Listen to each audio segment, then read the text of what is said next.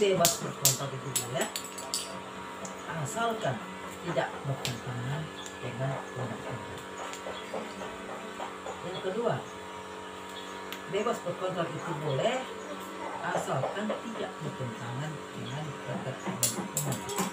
Yang ketiga, asas kebebasan berkontrak itu boleh asal tidak bertentangan dengan kesusilaan. Jadi tidak boleh bertentangan dengan tiga hal tadi: undang-undang, ketertiban umum, dan kesusilaan. Ditambah satu lagi, hukum terakhir, boleh asal tidak terjadi penyalahgunaan keadaan. Nah, itulah asas kedua dari perjanjian. Nah, asas yang ketiga dari perjanjian adalah asas personalia. Ya, asas personalia atau asas kepribadian.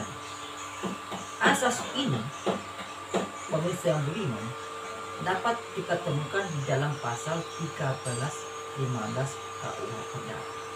Jadi terdapat di dalam pasal 13-15 KUH yang kurang lebih menyatakan bahwa ya, seseorang tidak boleh, ya, seseorang hanya terikat ya perjanjian untuk dirinya sendiri. Makna dari asas personalia ini artinya pihak ketiga yang tidak masuk ke dalam perjanjian tidak boleh menikmati atau tidak boleh dibebankan suatu kewajiban, ya, tidak boleh dibebankan suatu kewajiban dari isi perjanjian tersebut. Jadi ini maknanya, ya, saya perjelas lagi. Pihak ketiga yang tidak masuk dalam perjanjian tidak boleh dibebani kewajiban, ya, untuk menjalankan suatu perjanjian. Jika si A, ya, berutang kepada si B dan melakukan perjanjian utang piutang, ya, maka adik dari si A atau keluarga dari si A ini atau temannya dari si A ini tidak boleh dibebani kewajiban untuk membayar utang kepada lawan jenis si A. Ini makna dari asas personalia. Ya, tidak boleh orang lain yang melakukan perjanjian, ya, tapi orang lain yang menikmati perjanjian tersebut, atau orang lain yang dibebankan kewajiban terhadap perjanjian tersebut. Ini asas yang ketiga. Asas yang keempat adalah asas pacta sunt servanda. Nah, asas pacta sunt servanda ini, saudara pemirsa yang budiman, dapat kita jumpai di dalam pasal 1338 KUH Perdata, ya, di ayat 1-nya, yang kurang lebih berbunyi mengikat kedua belah pihak.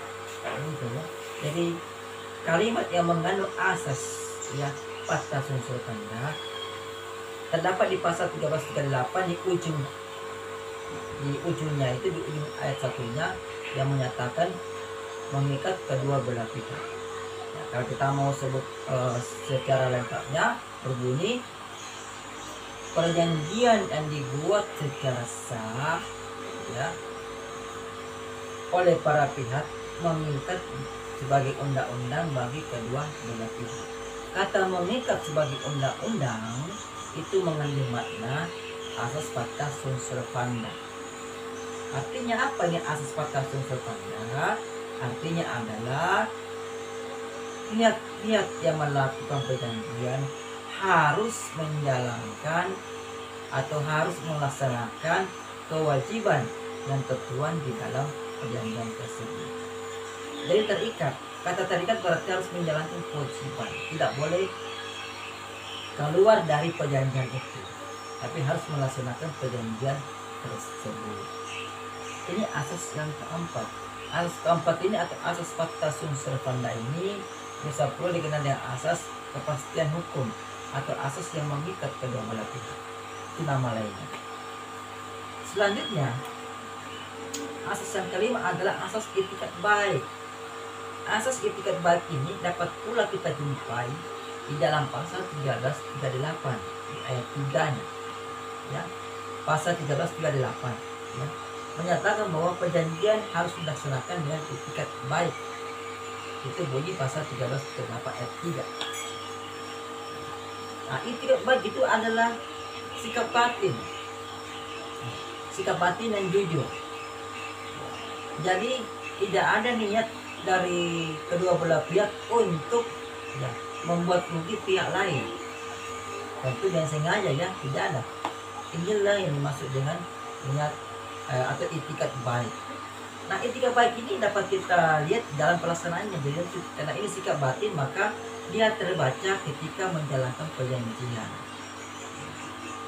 Nah, inilah kelima asas dalam perjanjian. Semoga apa yang saya bagikan hari ini bermanfaat buat saya sendiri dan bermanfaat buat semua. Sekian dari saya. Wassalamualaikum warahmatullahi wabarakatuh. Salam barokah.